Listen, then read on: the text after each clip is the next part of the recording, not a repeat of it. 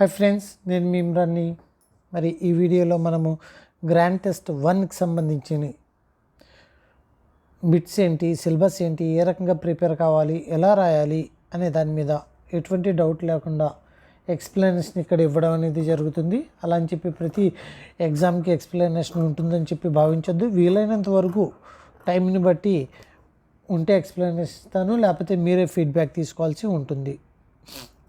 Next ఇక్కడ సిలబస్లో మనం మెన్షన్ చేసుకున్నప్పుడు, ఫస్ట్ ఆఫ్ ఆల్ మనం సిలబస్ మెన్షన్ చేసుకున్నప్పుడు ఎప్పుడు కూడా వర్న్, ఇక్కడ చూడండి వర్న్.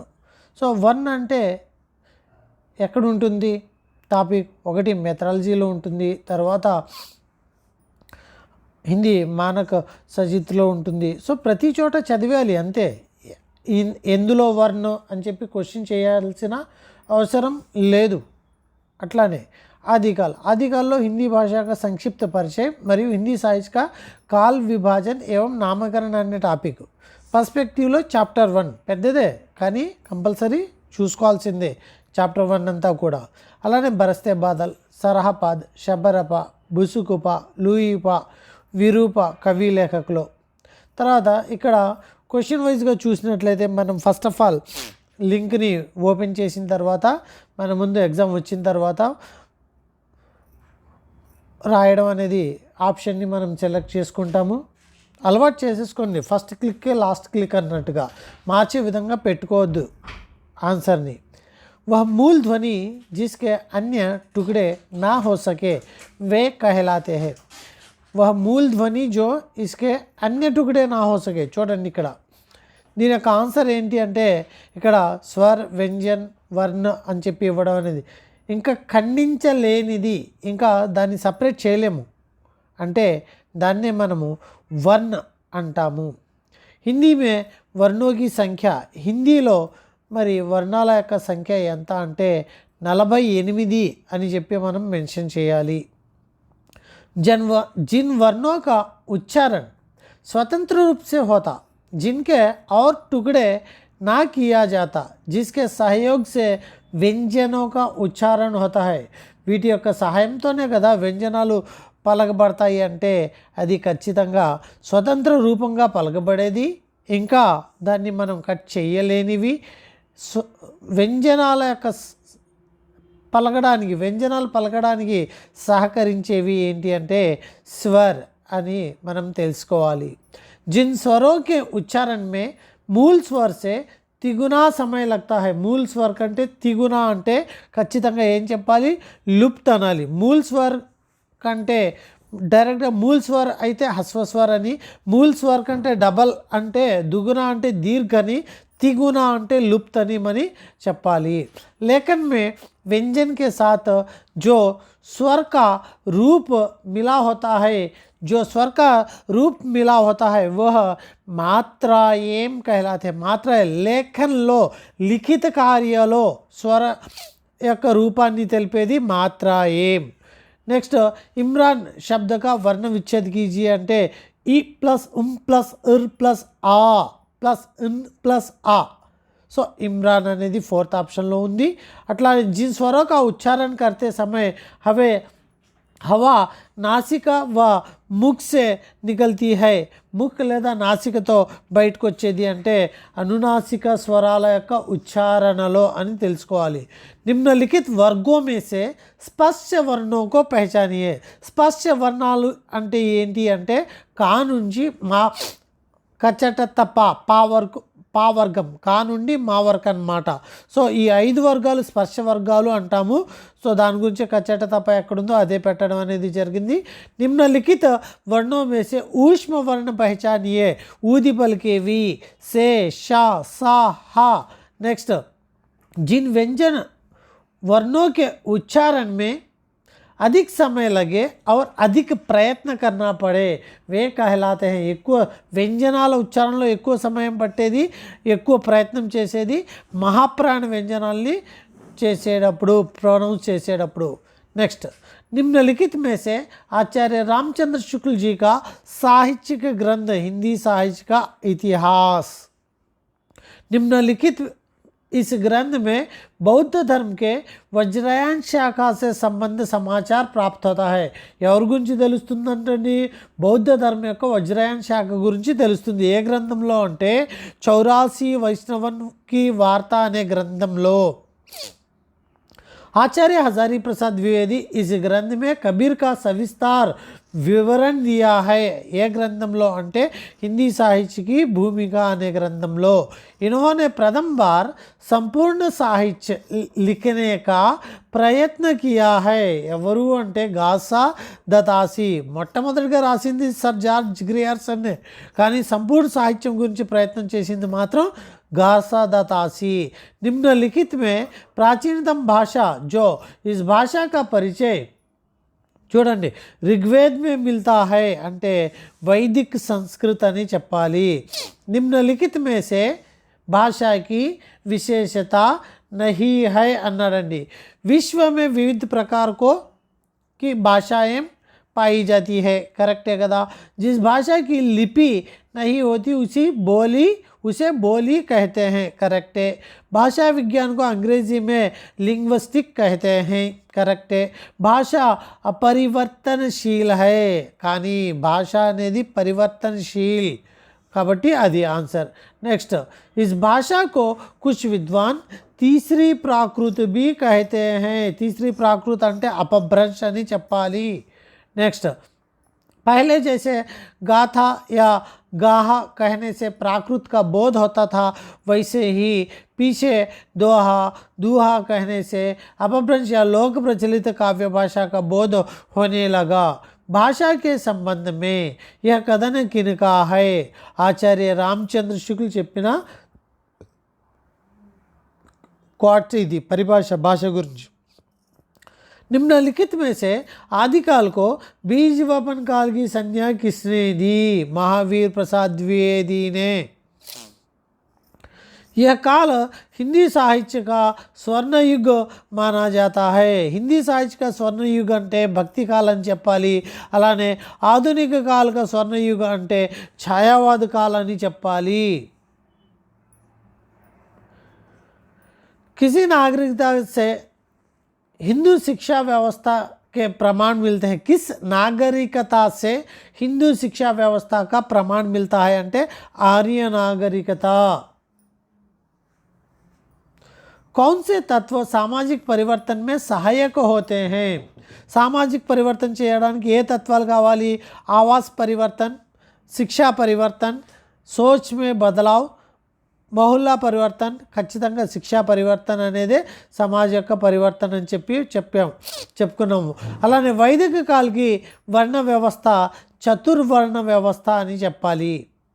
नेक्स्ट जिसने अंग्रेजी शिक्षा व्यवस्था को अमीरों तथा अधिक समय वालों का बताया है అని చెప్పి ఎవరు చెప్పారు అంటే మెకాలే చెప్పిన పరిభాష ఇది. అంగ్రేజీ శిక్ష అనే వ్యవస్థ అనేది కేవలము ధనవంతులకు మాత్రమే ఇవ్వడం అనేది జరుగుతుంది అని చెప్పారు మెకాలే. అలానే किस ब्रिटिश शिक्षा शास्त्री ने कहा कि केवल ब्रिटिश शिक्षा व्यवस्था ही भारत के लिए उचित है అని చెప్పింది ఎవరు అంటే ఇది కూడా మెకాలే చేసిన డెఫినేషనే. ఆదర్శ అధ్యాపక ఛాత్ర అనుపాత ఎంత అంటే 1:25. वह शिक्षा शास्त्री एवं इतिहासवेत्ता जिसने भारतीय शिक्षा व्यवस्था को विश्व की प्राचीनतम शिक्षा व्यवस्था कहा है. ఎవరు చెప్పారు అంటే FW థామస్ చెప్పడం అనేది జరిగింది. वैदिक काल में विद्यार्थी जीवन को इस नाम से जाना जाता है. ఏ పేరుతోటి కొలుస్తాము? బ్రహ్మచారి అనే పేరుతోటి కొలుస్తాము. निम्नलिखित में यह ब्राह्मणों से संबंधित नहीं है. बौद्धिक विकास, मछली पकड़ना, ज्ञान ग्रहण ఇవన్నీ కూడా బ్రాహ్మణులు చేసే పనే. అయితే సత్యాన్ని మాత్రం సత్యక ఖోజ్ అనేది బ్రాహ్మణ వారు చెయ్యలేదు అని చెప్పి మనకి ప్రాచీన శిక్షా విధానం చెప్తుంది. ఎందుకంటే మరి సత్యాన్ని అన్వేషించినట్లయితే వర్ణ వ్యవస్థని దూరం చేయాల్సి వస్తుంది అని చెప్పి. आर्य सभ्यता में यह काम వైశ్యో से సంబంధిత नहीं है. పురోహితుల యొక్క పనిని మరి బ్రాహ్మణులు చేసేవారు.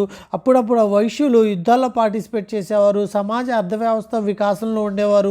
వాణిజ్యంలో కూడా ఉండేవారు. క్యా గాతి హో కిసే బులాతి బతలా దో కోయల రాణి. यह कविता बरसते बादल कविता पाठ से संबंधित इस भाषा कौशल के अंतर्गत आता है. ఇది ఏ భాషా కౌశల ఉన్ముఖీకరణ, అర్ధగ్రాహ్యత ప్రతిక్రియన, లేకపోతే అభివ్యక్తి సృజనాత్మకతన అంటే ఉన్ముఖీకరణలో స్టార్టింగ్లో ఉంటుంది కాబట్టి ఆ భాషా కౌశల్ उन्मुखीकरण అని చెప్పాలి. छायावाद के प्रमुख 4 स्तंभों में से एक सुमित्रानंदन पंत जी है. इनको किस काव्य के लिए ज्ञानपीठ पुरस्कार प्राप्त हुआ है అంటే दिया गया है అంటే पुरस्कृत किया गया है అంటే మరి చిదంబర అనే కావ్యానికి జ్ఞానపీఠ పురస్కారం లభించింది. बरसते बादल पाठ के अनुसार बिजली चमचम करते हुए कहाँ चमक रही है అంటే బాధలో के हृदय में అని ఖచ్చితంగా స్పెసిఫిక్గా గుర్తుపెట్టుకోవాలి.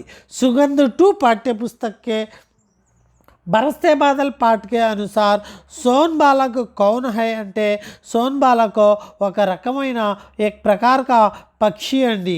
ఏ సునహరా బాలక్ కాదు, ఏ ఛోటా సా సుందర్ బాలక్ కాదు, ఉపయుక్త సభీ కాదు, ఒక రకమైన పక్షి సోన్ బాలక్ అనేది. बरसते बादल कविता के अनुसार आर्द्र सुख से क्रंदन करते हुए बरसात का आह्वान कौन करते हैं అంటే ఎవరు చేస్తున్నారు అంటే सोन बालक पक्षी. बरसते बादल कविता पाठ के अनुसार बूंदों के स्वर किस प्रकार से बात करना चाहते हैं అంటే रिमझिम అని చెప్పాలి. नेक्स्ट बरसते बादल पाठ के कविता पाठ के अनुसार निम्नलिखित कविता का पूर्ति कीजिए. दादुर टट्टर करते झिल्ली बजती जन जन म्याऊ म्याऊ रे मोर पीयू पीयू चातक के गण. सो नेक्स्ट लाइन पंक्ति अनమాట ఇది. वर्षा सभी प्राणियों के लिए जीवन का आधार है कैसे. बरसते बादल कविता पाठ के अनुसार यह प्रश्न इस भाषा कौशल से संबंधित है అంటే అభివ్యక్తి సృజనాత్మకత అనే భాషా కౌశల్ సంబంధించిన ప్రశ్నది. నెక్స్ట్ निम्नलिखित में से तरु शब्द का पर्यायवाची शब्द नहीं है. पेड़, वृक्ष, పాదప్ అనేవి తరు శబ్దకి పర్యాయవాచి పదాలు. కానీ అంబర్ అనేది ఆకాశము, ఆకాశ, आसमान अंबर अंटे. नेक्स्ट दो शब्दों का निकटवर्ती समावेश को क्या कहते हैं अंटे समास कहते हैं. निम्नलिखित में से सिद्धों में చూడండి सिद्धों में प्रमुख कवि जो सरोज व्रज राहुल भद्र आदि के कई नामों से जाने जाते हैं ఎవరు అంటే सरहापाद. सिद्धों के प्रमुख कवि सरहापाद को सरोज वज्र नाम इस कारण मिला है. इंदु गुరించి सरोज वज्र का वज्रयान परंपरा के होने के कारण అని చెప్పి మనం చెప్పాలి. चर्यापद लेखक के चर्यापद के लेखक कौन है अंटे शबरपा. दोहा कोश ग्रंथ के लेखक कौन है अंटे सरहापाद. निम्नलिखित में से सिद्धों में प्रतिभाशाली माने जाने वाले कवि कौन है అంటే అంటే ఇక్కడ చూడండి ప్రతిభాశాలి అడిగారు కాబట్టి ప్రతిభాశాలి కవి లూయిపా అని చెప్పాలి. सिद्धों में इनका मुख्य कार्यक्षेत्र नालंदा है, लेकिन इन्होंने श्री पर्वत, देवीकोट, उड़ीसा आदि प्रदेशों की यात्रा के कारण इन्हें पर्यटनशील कवि भी कहा गया है. ఎవరు పర్యటనశీల కవి అంటే విరూప పర్యటనశీల కవి. అలానే మరి ప్రముఖ పై క్వశ్చన్ చూడండి ప్రతిభాశాలి కవి అంటే లూయిపా, పర్యాటకశీల్ కవి అంటే విరూప అని చెప్పుకోవాలి. वे कवि राजा देवपाल के आश्रय చూడండి वे कवि राजा देवपाल के आश्रय में रहते थे तथा तंत्र संबंधित रहस्योन्मुख विचारों से ओतप्रोत रचनाएं किया करते थे। ఎవరు అంటే ఈయన బుసుకుపా అనే కవి రాజా దేవపాల్ దగ్గర ఉంటారు. రాజా దేవపాల్ పిలిచిన పేరే ఈ బుసుకుపా అనే పేరు, బుసుకు అని పిలిచారు. అలానే బరస్తే బాదల్ కవితా పాఠ में प्रयुक्त अलंकार क्या है అంటే అనుప్రాస అలంకార్ని ప్రజెంట్ చేయడం అనేది జరిగింది. బాదల్ బరస్తే హే రేఖాంకిత शब्द का पद परिचय कीजिए. జాతివాచక సంజ్ఞ, బహువచన, పుల్లింగ్ ఎక్కడుందో వెతకండి.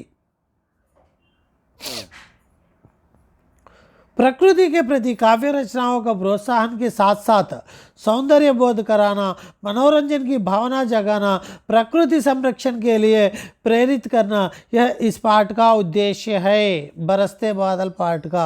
సో ఈ రకంగా మొత్తం మనం సెలెక్టెడ్ ఆప్షన్ చేసుకున్న తర్వాత మనం ఫైనల్లీ చేయాల్సిన పని, చాలామంది ఇదే చేయరు, దాని గురించి వాళ్ళకి స్కోర్స్ ఆన్సర్స్ తెలియవు. కాబట్టి ఫైనల్గా మనం చేయాల్సింది ఏంటి అంటే సబ్మిట్ అనే ఆప్షన్ని చేసిన తర్వాత మళ్ళీ వెనక్కి వచ్చేయకుండా ఇక్కడే చూసుకోండి, వి స్కోర్ అనే ఆప్షన్ ఏదైతే ఉందో దాన్ని మనము టచ్ చేసినట్లయితే మన స్కోర్ యొక్క వివరణ ఇక్కడ ఇవ్వడం అనేది జరుగుతుంది. టోటల్ పాయింట్స్ 50 అయితే 50 అవుట్ ఆఫ్ 50 కరెక్ట్ ఆన్సర్స్. ఒకవేళ మనం ఏదైనా రాంగ్ ఆన్సర్ కనుక పెట్టినట్లయితే అది ఇట్లాగా గ్రీన్లోకి రాకుండా రెడ్లోకి వస్తుంది. రెడ్లోకి వచ్చిన తర్వాత దాని రైట్ ఆన్సర్ ఏంటో కూడా కింద మెన్షన్ చేయడం అనేది జరుగుతుంది. ఇది మనము మరి ఎగ్జామ్ యొక్క వివరణ, మోడల్ టెస్ట్, అలానే గ్రాండ్ టెస్ట్ యొక్క 13వ తారీఖున జరిగిన గ్రాండ్ టెస్ట్ 1 యొక్క వివరణ మరియు ఎలా రాయాలి అనే దాని గురించి. ఓకే ఫ్రెండ్స్, మరి ఈ యొక్క గ్రాండ్ టెస్ట్లు ఎవరైనా రాయాలి అనుకుంటే అందరూ కూడా ఖచ్చితంగా మరి కాంటాక్ట్ చేయండి. గ్రాండ్ టెస్ట్ అనేది మన యొక్క ఎగ్జామినేషన్ ప్యాటర్న్ ఎలా ఉంటుంది అనేది వివరిస్తుంది. 9392596430 అనే నెంబర్ కాంటాక్ట్ చేయండి. గ్రాండ్ టెస్ట్ యొక్క వివరణ నేను చెప్తాను. Okay friends, thank you to one and all. Video నచ్చితే లైక్ చేయండి, షేర్ చేయండి, సబ్స్క్రైబ్ చేసుకోండి ఛానల్ని. Thank you.